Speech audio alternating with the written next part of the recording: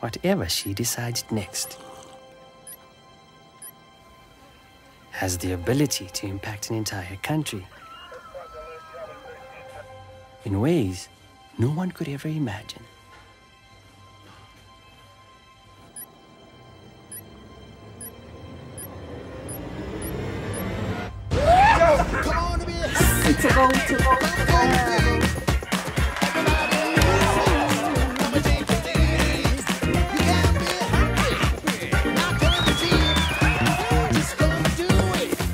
Buying Team Namibia is a choice you make for us, not just for you. Join the 2.5 million strong team that grows stronger with every single Team Namibia purchase. Team Namibia. Together, our future is brighter.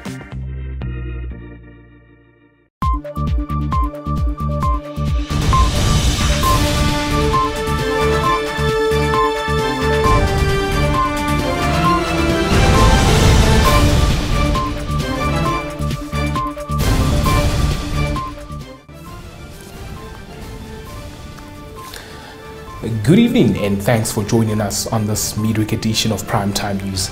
I'm Michael Madimba. We lead tonight's bulletin with financial news. Bank of Namibia Governor Johannes Karachap delivered an update earlier today, confirming that the repo rate will remain steady at 7.75%. Speaking in the capital, the governor highlighted that during the bi-monthly meeting of the Monetary Policy Committee on October the 23rd and 24th, they determined the appropriate monetary policy stance for the next 2 months. Let's have a listen. To continue safeguarding the peg between the Namibia dollar and the South African rand while supporting the domestic economy, the Monetary Policy Committee of the Bank of Namibia decided to keep the repo rate unchanged at 7.75%. This decision was taken following a comprehensive review of domestic, regional, and global economic developments. Let us consider domestic developments that inform this decision. Namibia's real gross domestic product growth slowed during the second quarter of 2023, but economic activity remained firm year to date. Inflation in Namibia edged up in September 2023, while private sector credit extension growth remained weak. The merchandise trade deficit improved, and the stock of international reserves remained sufficient to support the currency peg and meet the country's international financial obligations. The recently released quarterly national accounts data indicate that the Namibian economy grew by 3.7% during the second quarter of 2023. While still firm, it remains lower compared to the 5.3% observed during the first quarter of 2023 and 8.5% in the corresponding period of 2022. Turning our attention to matters of the current geopolitical crisis.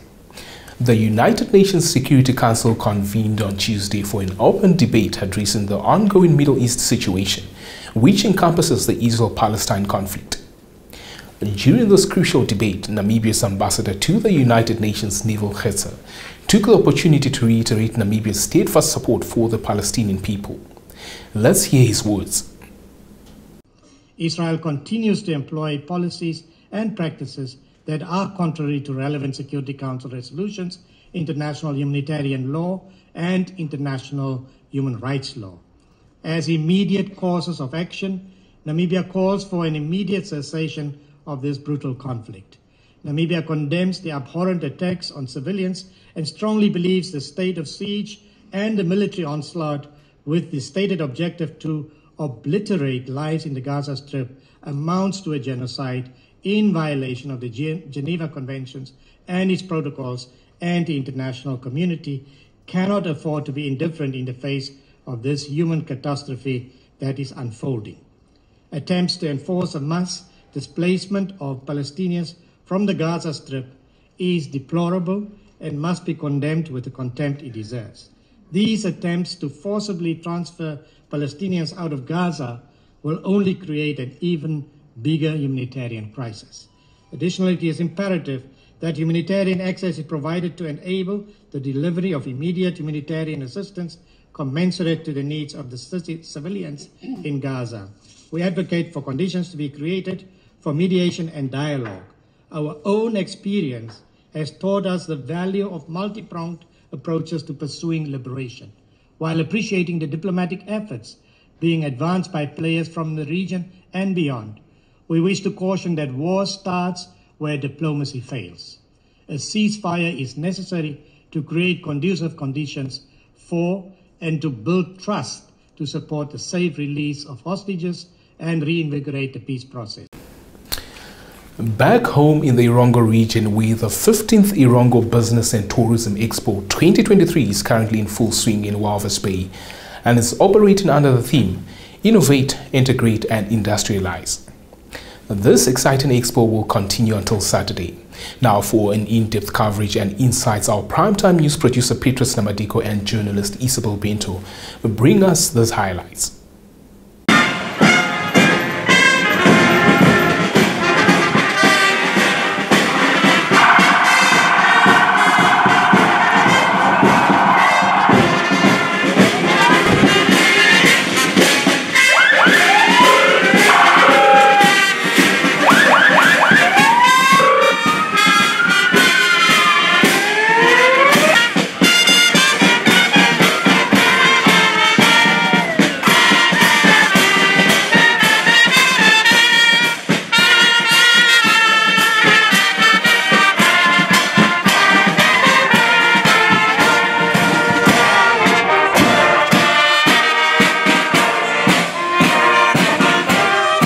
The digital transformation of industries, the adoption of automation and artificial intelligence, and the development of sustainable practices.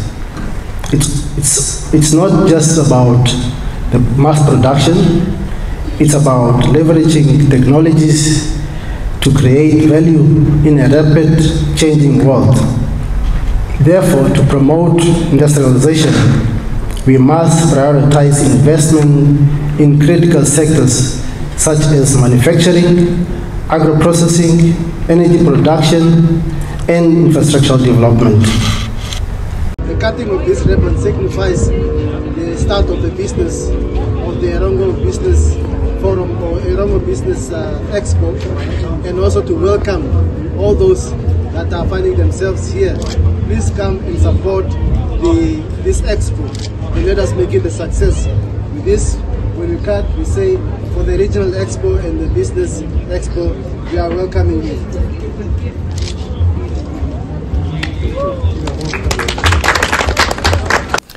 In our next report, the Namibian police force in the Omaheke region has issued a stern warning to residents regarding the dissemination of unfounded claims on social media, alleging incidents of private part harvesting in the region. Now, during a media conference on Tuesday, Regional Unit Commander for Community Affairs Inspector Fina Sakanyengenga emphasized that residents and those responsible for spreading false information must cease such actions, as it has led to significant disruption and confusion among the local population. We have more details on this report filed by Owawa Kawahima. Regional Unit Commander for Community Affairs Inspector Fina Sikayangenga on Tuesday at a media conference said the residents and anyone responsible for spreading false information should stop, as this has caused havoc and confusion among residents in the region. This information, she said, is linked by the public to an incident of attempted murder that happened in Aminwis, adding that the attempted murder issue is an issue and incident on its own, and it cannot be linked to the fake information circulating on social media. She urged the community to be vigilant and refrain from circulating this type of information.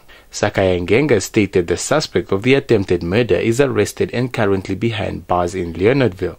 He did not get bail yet, and he cannot also confirm his next court appearance, but can confirm that all the information circulating is fake. Reporting for Primetime News, Ishmael Mukvonda. Stay tuned for the Primetime Biz segment.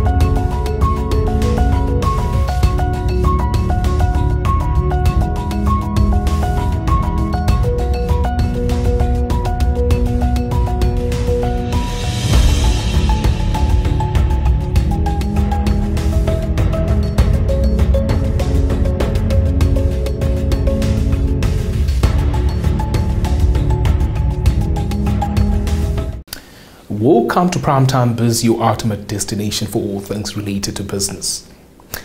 Earlier today, our Primetime Biz team had the privilege of being present at the monetary policy announcement hosted at the Bank of Namibia. At this significant event, the bank's governor, Johannes Gavagap, provided clarification regarding the Namibian dollar's relationship with the South African rand. He stated that at the present time, the bank is not actively considering the decoupling of these two currencies. Now, let's delve deeper into this matter by listening to more insights from the governor himself. Delinking the currency is not something that we are considering at all at this stage. So the benefits outweigh the cost at this point in time. If we get to that point that the economic structure of a country changes significantly, then we need to think about what exchange rate works for Namibia. But at this point in time, there isn't any thinking in the Bank of Namibia to delink or decouple the currency. Meanwhile, the governor also offered advice to the government, urging them to expedite the process of oil discoveries. Let's hear why. In terms of advice on the fiscal, clearly we need to stay in our lane. So we don't have advice. If that government come and ask us, we'll probably sit down around the table. What you probably need to do is we need to accelerate the oil discoveries, because if you look at the big drivers to extract oil, so it's going to be very helpful. If you look at what's driving our inflation and what's keeping our interest rates where they are, is to a large extent, fuel and food prices that we have got. Stay tuned for your weather report.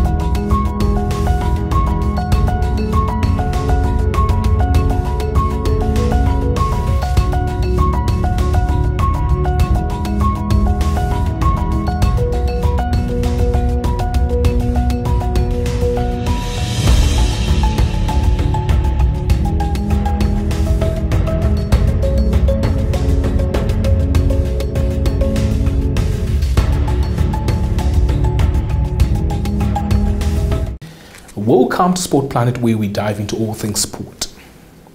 Our segment begins with some exciting football news. Real Madrid has returned to Spain following their hard-fought 2-1 victory over Sporting Braga late on Tuesday night.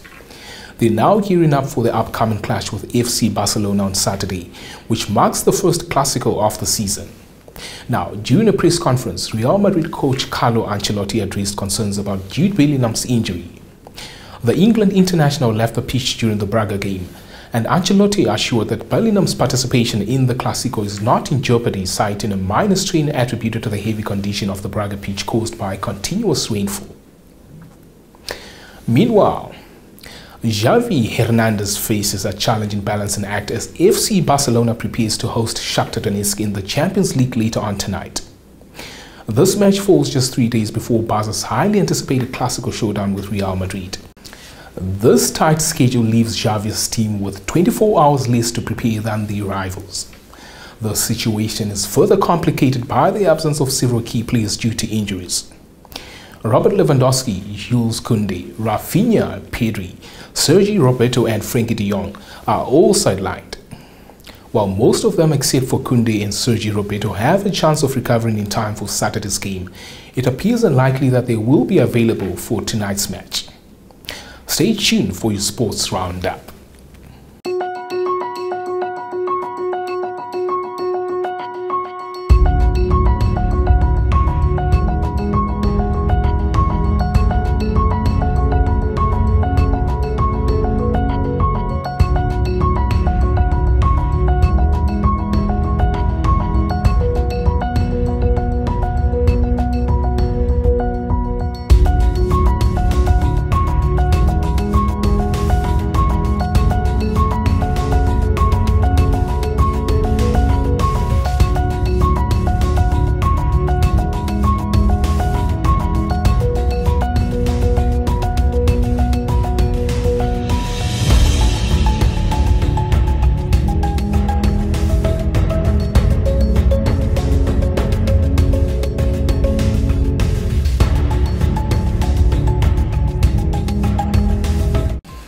On that note, we've come to the end of tonight's broadcast. Join us once more tomorrow for the Thursday edition of Primetime News. Be sure to subscribe to our channel to stay informed about the latest developments both at home and abroad. Until then, this is Michael Madimba along with our dedicated production team, bidding you a restful good night.